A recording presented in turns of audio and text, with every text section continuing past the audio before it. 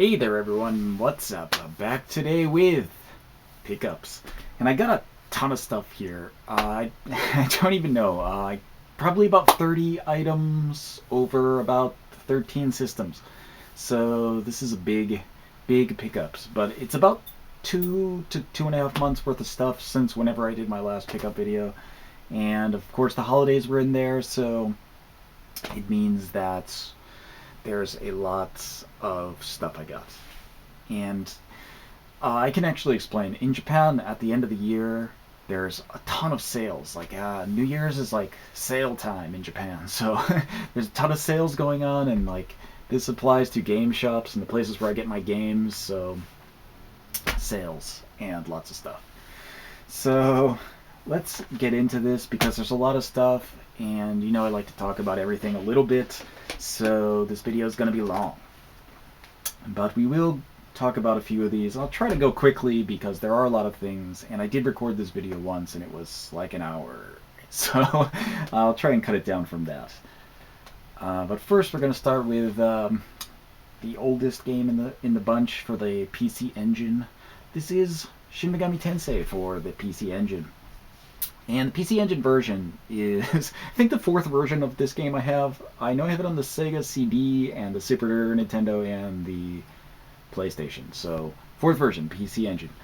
And this is for of course, my Shin Megami Tensei collection, which is nearing completion. I think I have about 5 more games that I need to get, and most of them are Devil Children. So, anyway, Shin Megami Tensei for the PC Engine. It's not the best version.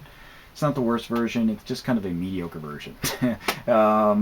It's hard to. It's probably the least easy to play though, only because the text is not as clear as the other versions of the game. It's a bit smaller than the Super Nintendo version, and obviously it's not as good as the PlayStation version. But it's got better music and graphics than the Super Nintendo version, I think. So it's not exactly the worst, but it's not exactly the best. It's on the lower end of the 5 different Shin Megami Tensei games of the first version, I mean. But yeah. So we'll continue next. We've got something for the Game Boy. And this is another Bible for the Game Boy. And another Bible is a strategy RPG. It plays a lot like Fire Emblem. But, of course, it's part of the Last Bible series, which is part of the Shin Megami Tensei series. And another Bible here is kind of it's probably the rarest one out of all the Last Bible games. It's hard to find, not because it's incredibly rare. I'm not sure if it's rare or not, but it's not, unlike the other Last Bible games, except for Last Bible 3, it doesn't mention that it's a Shin Megami Tensei game, and it doesn't even mention that it's a Last Bible game because the title is just another Bible. So it's kind of an obscure kind of choice in there. And it does play like Fire Emblem, as I mentioned, but on the Game Boy, so it's a bit simplified. And of course, it has some kind of Pokemon elements that, you know, the Last Bible series was like Shin Megami Tensei for kids before Devil Children came out. And, you know, you get demons, but they evolve like Pokemon. But it's a strategy RPG, so it doesn't play the same way. It just has some of those elements. But, you know, they stopped making the Last Bible games after they came out with Devil Children, so Last Bible was pretty much done by the time by the time the more came out. But that's actually not a bad game. Last Bible I prefer to Devil Children, but those are the lower end of the series, like of the Shin Megami Tensei games. So let's continue. Oh, I got a Super Nintendo game here. This is, if you can recognize this art style, it's by Akira Toriyama. This is Go-Go Akuman 3. And Akuman here is, the name is kind of like a portmanteau of Akuma and man, which is demon and man. So he's kind of a demon, and he has like an angel partner in this game. But it is a side-scrolling platformer. It's got like an action platformer, and you know, it's got Akira Toriyama art style on the Super Nintendo, and it's, you know, fast paced, pretty good platformer actually. It's obviously not one of the more well known Akira Toriyama series, but it's pretty good. I can't fault this game for anything, and you know, this is the third one. There are two more in the series that I passed on buying actually. I just didn't buy them because they weren't complete, so I figure if I'm gonna get them, I'll get at least the complete one and continue on. I've played those before actually, but I'm trying to get them complete, so I'll just wait on them. But continuing on, let's see, we've got PlayStation 1. We have one game for the PlayStation 1. This is Echo Knight. Echo Knight is made by From Software. Of course, From Software, known for most recently for Dark Souls, Demon Souls. But Echo Knight is kind of a first-person survival horror game on the PlayStation 1. It's not exactly, it's like a survival horror adventure. There's more adventuring, I think, than horror and survival. I mean, there's survival, but if I'm remembering correctly, I mean, I haven't played this game in like whenever it came, since the PlayStation 1 era, so 20 years ago, or 15 years ago maybe. But Echo Knight, I think you can't fight. I think you can only run and use lights to get the ghosts to stop chasing you. I know how the later ones work, but I don't remember on this one. It's just been so long since I played it that I'm not remembering clearly. But I remember it being fun, and I like From Software, so this was pretty cheap. So I picked it up again, and I'll get to it eventually. I'm replaying it eventually, I guess. And we're going to look now at the next game we got here. It's not actually a game, but it is for the Sega Saturn. This is Shin Megami Tensei Devil Summoner Special Box. And the Special Box isn't a game. It's this is essentially the Demon Compendium for Devil Summoner. The first Devil Summoner game on the Saturn doesn't really have much of a compendium in the game, but this is a 2-disc set that includes like pictures and compendium entries and stats for all the demons that show up in the game. The Special Box is just a combination of the 2 discs that originally they were sold in 2 parts, part 1 and part 2, and this has both of them in here plus a special mini disc soundtrack.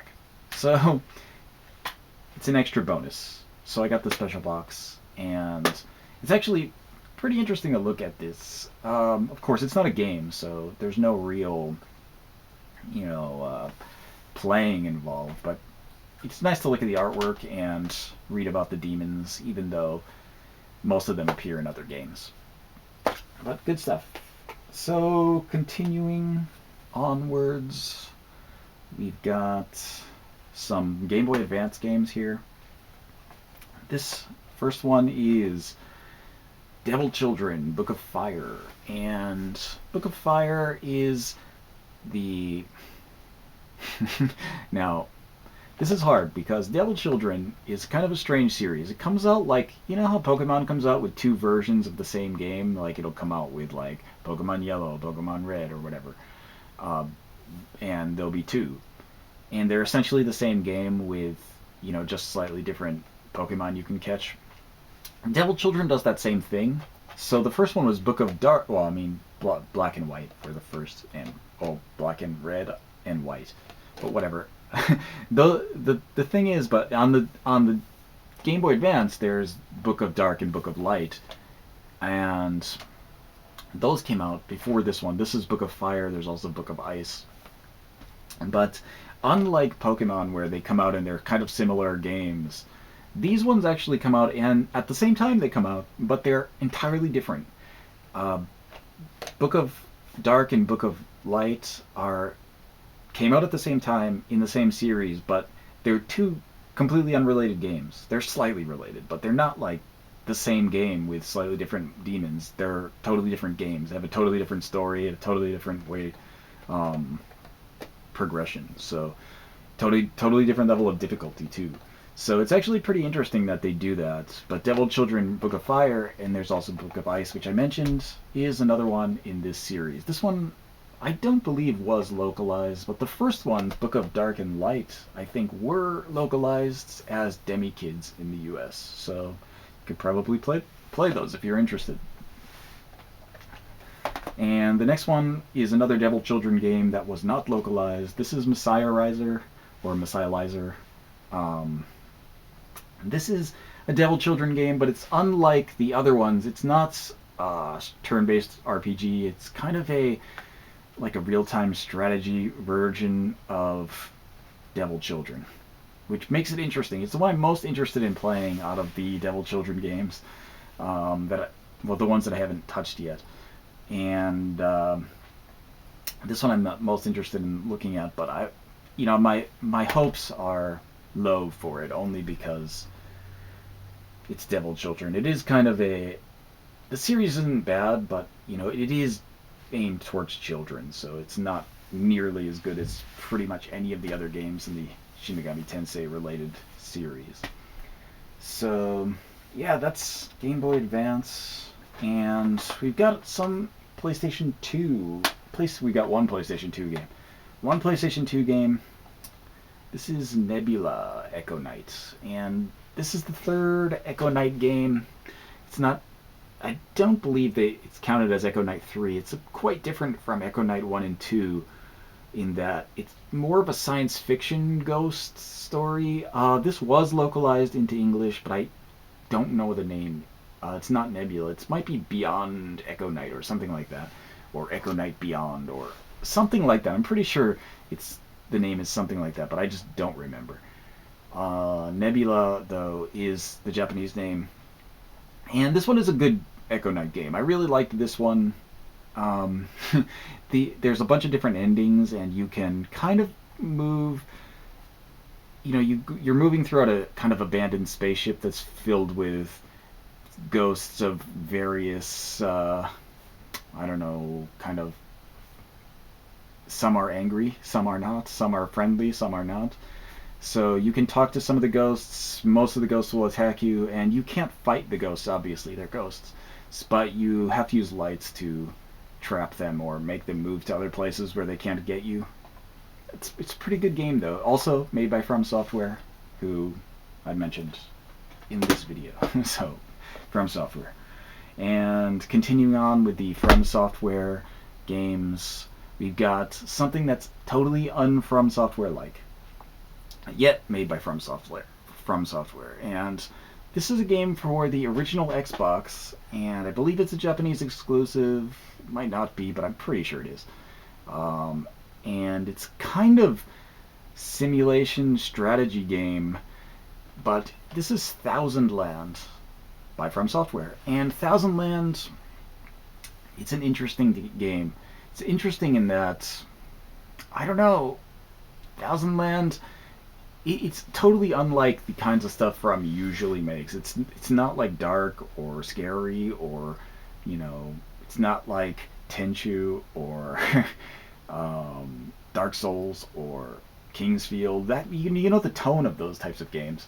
This is all bright and colorful. You see it's like got these cute little characters, and they build towns and they build weaponry and they fight big and cute looking monsters. It's really like not characteristic of From Software, but what is characteristic is that it's a kind of hardcore simulation strategy game.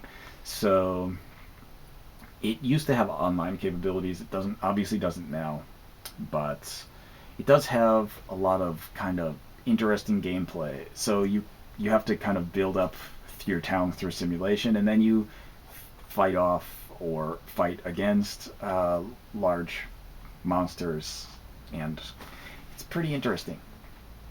That's about it. That's about all I want to say about Thousand Land for the moment. I might show a video of it later because it is pretty interesting. But for now, we're just going to continue because there's still a lot more games. Continuing on, though, we're going to move to the PSP, where I got a ton of stuff. And the PSP, I have a good reason for getting a lot of stuff, though, and not all of it is good. And there's a reason for that. Like I said, in Japan, at the end of the year, there's usually a bunch of sales that go on. And a popular thing is on New Year's, they have a thing called a fukubukuro, which is like a grab bag.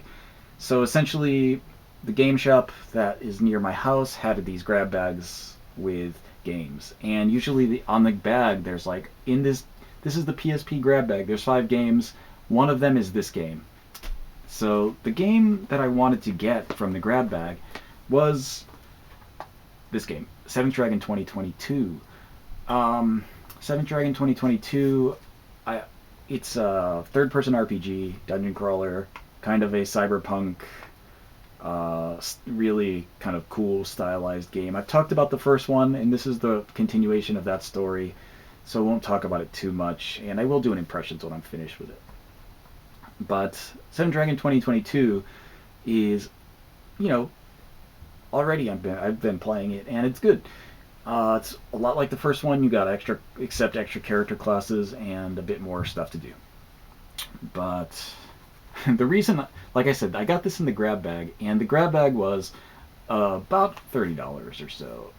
And the thing is that might sound a bit bad, but this game by itself is about $30 now. So I figured, well, I'll just get Seventh Dragon 2020. I wanted it anyway, so I'll get the grab bag for the same price as the game and just get 4 free games, and whatever, even if they suck, doesn't matter. It's like free games.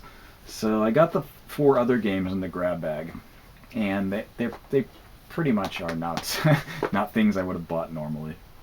First, we've got probably the best of the 4, which is a Power Stone Portable, which is a Power Stone collection. It's got Power Stone 1 and 2, and I wouldn't have bought this normally. It's not that I'm not a fan of Power Stone. I liked Power Stone when it was out, and I could play Power Stone with other people on the Dreamcast.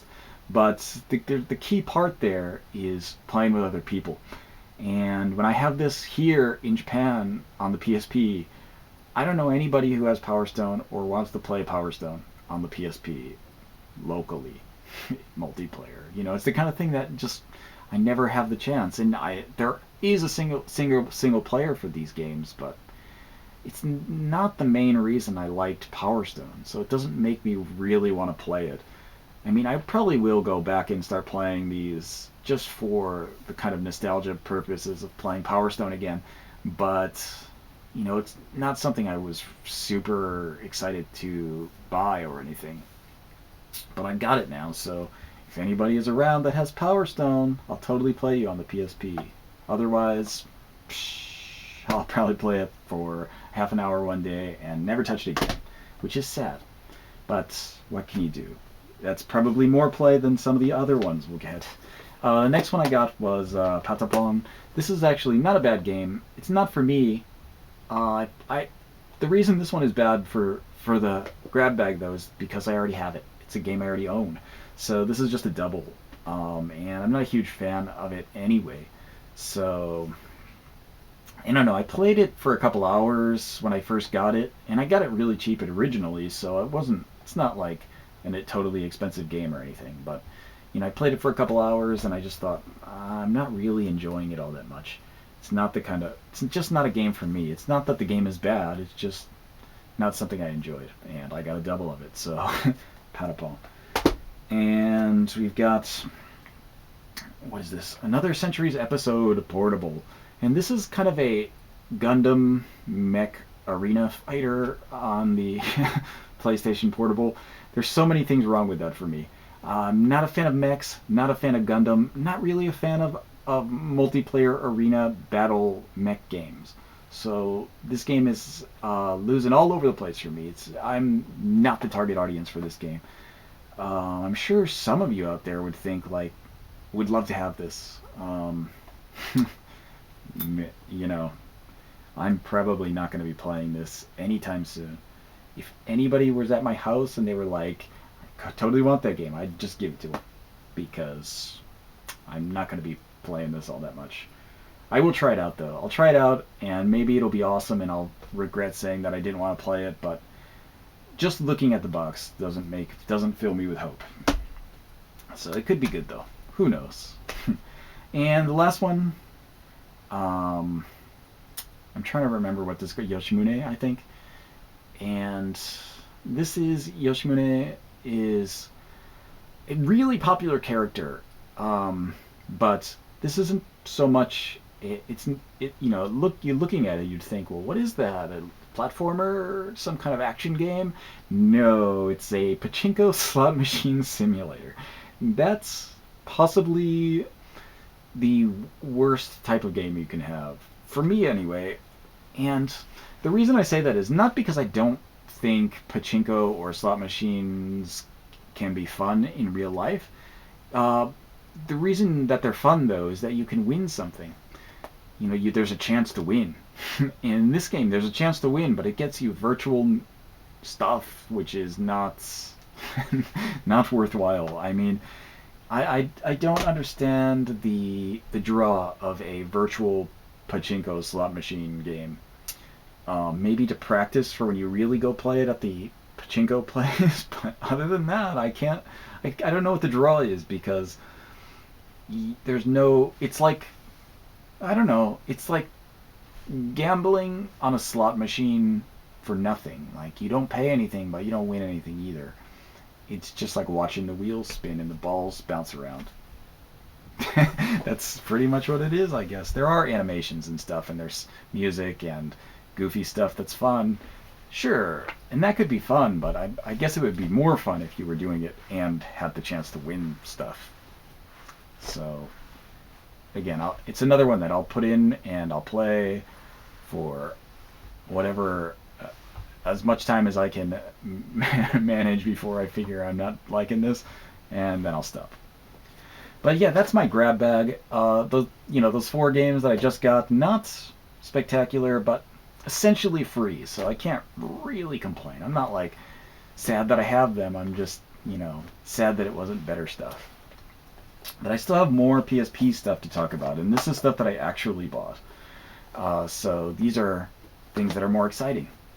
But the first one we've got here is this is Shin Kento Maho to Gakuen Mono.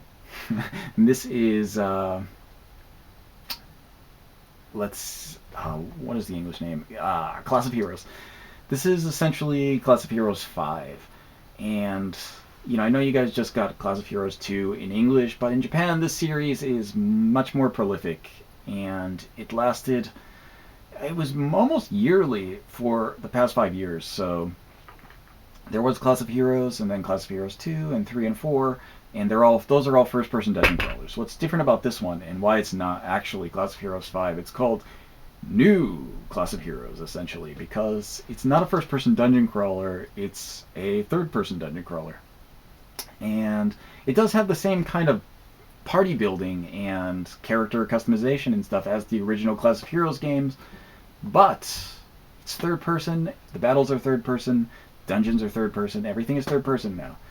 So it's like a different genre of game at this point, which, some people might like and some people might not. But technically, if you're a fan of the Class of Heroes series, because it's a first-person dungeon crawler, probably you're not going to be so hyped about the changing it to a third-person dungeon crawler. I'm indifferent because I like third-person dungeon crawlers and I like first-person dungeon crawlers. And although Class of Heroes 1 is flawed and 2 is the worst of all, and 3 is like kind of a little bit better, and 4 is a pretty good game. 5, I don't know. I bought it because I figured if 4 was pretty good, then 5 would also probably be pretty good, even though it's a totally different type of game.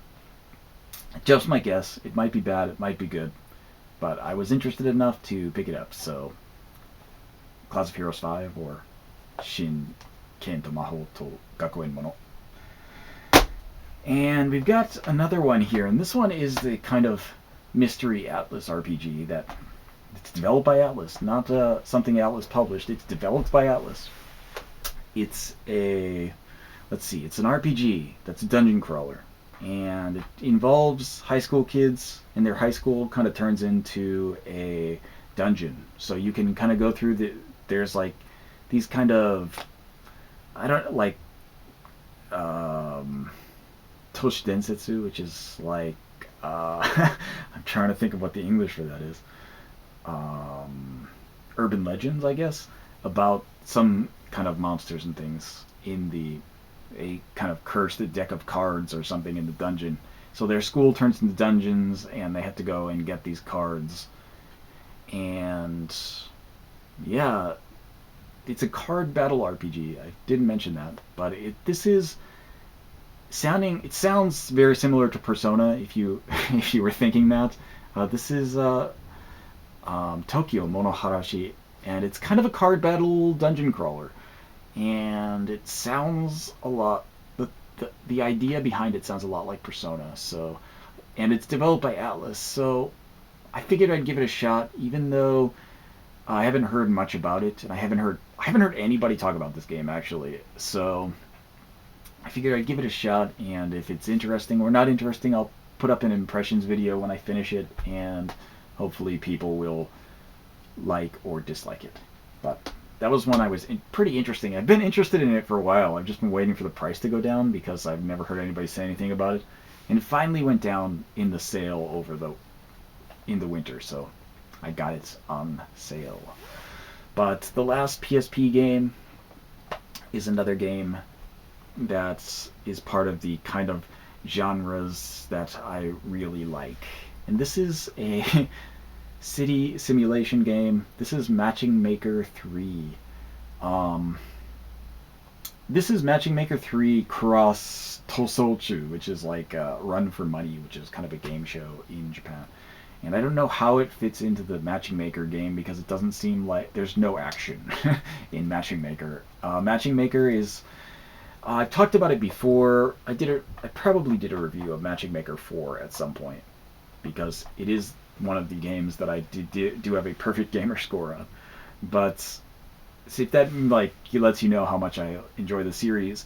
But at the same time, I can honestly say this series is crap. Like it's like the lowest of the low rent SimCity clones that you could possibly have.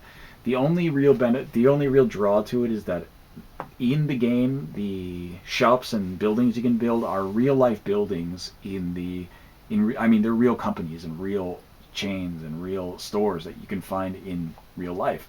So that's one of the draws to the game. And it does have its own kind of like goofy charm, but Matching Maker, which was actually the first two on the PS2, I believe, were ported to, well, I mean not ported, but localized to English, and they're called Metropolis Mania. And I'm sure if any of you have played Metropolis Mania, you're like face palming right now, because you know Metropolis Mania was so broken. Like Metropolis Mania 2 was incredibly broken. Like there were points where like you could get in situations where you couldn't beat the game. Like you couldn't progress because there was these kind of random quests that would show up that would require you to do something that you can't possibly do before when the quest comes up. So you would get stuck and you would have to essentially start over. But Matching Maker 4 got rid of all that, so it was actually a pretty good game. I mean, as good as Matching Maker gets. But I had a lot of fun with Matching Maker, even though they're all broken and they all have problems and they're all low-rent SimCities. I have a lot of fun with these games, so I buy them every time.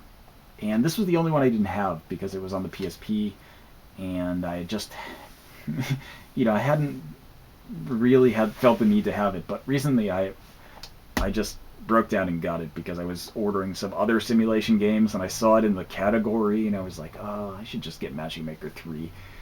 But Matching Maker, lower end SimCity with a kind of quirky, goofy Japanese charm to it, and that's about all I can say. It's not a well-made game, but it's fun and strangely addicting for me anyway. I can't say it will be for anybody else.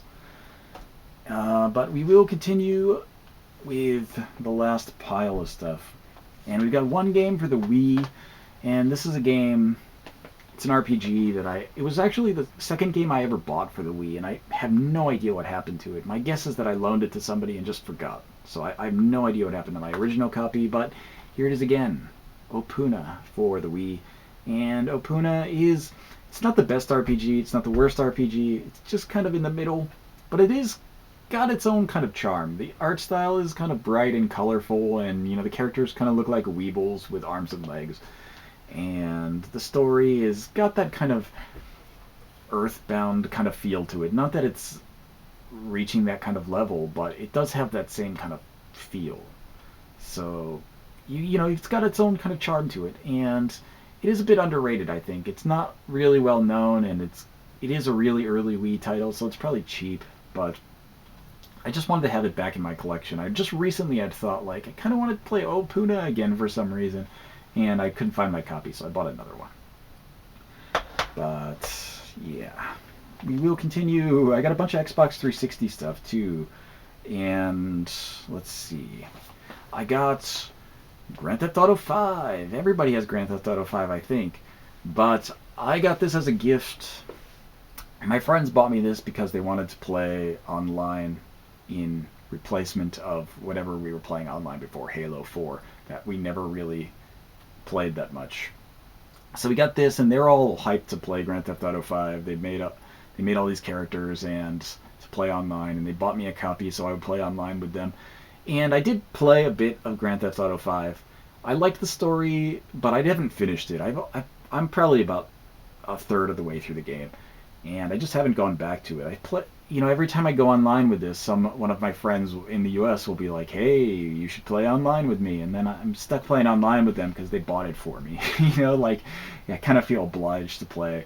So I never get to actually play the story as much as I had wanted to, and recently I haven't even been on my Xbox, so I haven't played it in more than a month. So I'm sure they're way, way ahead of me in levels and everything. But eventually I'll go back and finish the story of Grand Theft Auto 5. But I'm just not in the kind of Grand Theft Auto mood at the moment. It's not that the game is bad, but it just isn't grabbing me at the moment, so I put it down, and I will go back, because I did like what I played, just it's not the kind of game I want to play at the moment. So, Grand Theft Auto 5, everybody has it, I think. If you don't, you're probably never going to have it. But I got some other stuff. Some other stuff that everybody has except me. Skyrim. This I got as a present also. And Skyrim is another type of game that, I liked Morrowind, I liked Oblivion, but those games took forever for me to play. Not to beat, just to play. They came out and I waited I don't even know, 4 years after Oblivion came out I played it. Maybe. That seems long. But I didn't play Oblivion really quickly after it came out. And Morrowind was the same. And Skyrim is obviously the same. This game came out 2 years ago, and I still haven't played it, and I just recently got it. But eventually, when I'm in the mood to play it, I'll sit down and I'll love it, I bet. And because I liked the other two, and I'm pretty sure I'll like this one. It's just I have to be in the correct mood to play a Elder Scrolls game. It's not my go-to series for RPGs. Not even my go-to series for Western RPGs. So it's the kind of game that I like, but I'm not super hyped about. Speaking of other games that are Western RPGs that I wanted to play, but I'm not super hyped about, Kingdoms of Amalur: Reckoning. And a lot of people said a lot of good things about this game when it came out, and it's been on my list of games to buy since before it came out. But I never bought it for whatever reason. I think it was delayed in Japan, and then after everyone had already played it on YouTube or whatever, and then it came out in Japan, I was just I'm not even really all that hyped for it now. So I kept putting it off, but it was cheap in that sale over the New Year's, and I was just I should pick it up because it's probably not going to be this cheap for a while again, and I will play it eventually. I was excited to play it, and I've heard a lot of good things, so even if it's mediocre, I'll still worth what I paid it easily, and it's always good to have more RPGs around, even though I have a surplus of RPGs around. But here is something that's a non-RPG. We've got Legends of Wrestlemania. And Legends of Wrestlemania on the 360 here is a game I originally intended to buy a long time ago. A friend of mine in the US was saying he really wanted to play it. He wanted someone to play online with him. And I was yeah, I'll totally get it. If you get it, I'll get it. He didn't get it, so I didn't get it. But it was a game we we played the demo, and I thought it was fun. It's not like a standard wrestling game. It's more like a, throwback to those kind of WrestleFest kind of arcade style wrestling games. So that was the kind of thing that I enjoyed. And I used to be a huge fan of wrestling, and I like I like that there's a lot of classic wrestlers in this game. Like you can see on the cover, you've got Andre the Giant. It would be cool to play as Andre the Giant. I'd be much more happy to play as Andre the Giant or the Road Warriors or whatever, the Ultimate Warrior or something than, who, you know, random Mick guy in his black shorts or whatever that they do now in the WWF. Um, but yeah, I used to be a huge wrestling fan, as I mentioned, and I used to be really into independent wrestling, and I had a bunch of friends. I got friends who were in. We would go to independent wrestling matches, and we had a friend who was a wrestler, and we used to do a lot of stuff. We were the main people in the crowd essentially. Everybody knew us because we were always there, and we were always the loudest. So, or we had signs. Everybody liked us, mostly. But yeah, wrestling was a lot of fun, and we used to go to ECW before it was big. So we used to be huge wrestling fans. So getting back into Legends of Wrestlemania, and it was really, really cheap, like inordinately cheap. So it does, even if I have nobody to play with and I'm just playing the computer for a little while, it doesn't matter to me because I like wrestling and it was so incredibly cheap. But the last 360 game I got is another hardcore simulation game that's a little bit on the cheaper side. This is the Combini 2000X. And the Combini is as you might imagine, a convenience store simulator. And this means you build a convenience store and you lay it out as you like, and you stock it with items you like, and you build your franchises throughout the town and whatever. And you try to manage the stores so that you maximize the simulation essentially. You want to make more money and meet certain goals and whatever else. And I was recently playing this on my Vita actually. I downloaded this in PS Plus. It's a free archives download for the PS1, and I got tired of doing it on the Vita because the screen is so small. And I was trying to do it on the PS3 on the TV, but it's the PS1 upscaling is so awful that it's just not worth it. So I figured I'll just get the HD version of that series on the 360. It's the only HD version so far, and I'm happy to have it. I love these kinds of simulation games. I have so many. I should do a separate video just about the kind of simulation games that I play because I have tons and tons of them, and I rarely ever talk about them. So this one I haven't even put any time into this one yet. I just got it like last week, and I haven't been back to wanting to play it. So eventually I'll put it in though, and I'll be all over it for weeks until I finish it, I guess. But this is the Combini 2000X.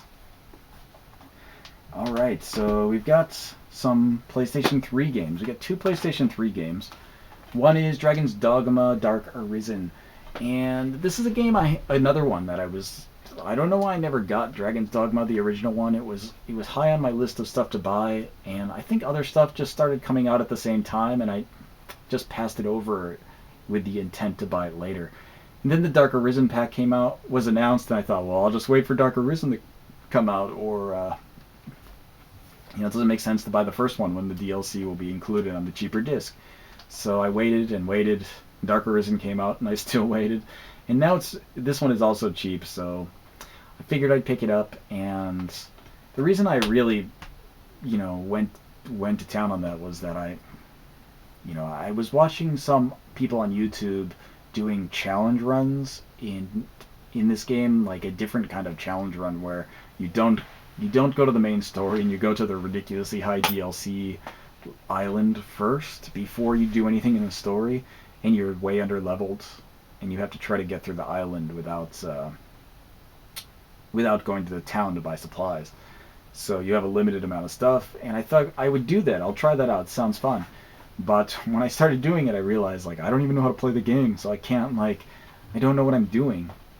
So I found that the challenge was too much of a challenge for me because I, have no experience with the game. So I started playing the game normally, and then I, got distracted by something else, and I haven't been back to it. But it's still in my PS3, so that's probably the next game I'll go back to when I start, having time to play on my consoles again.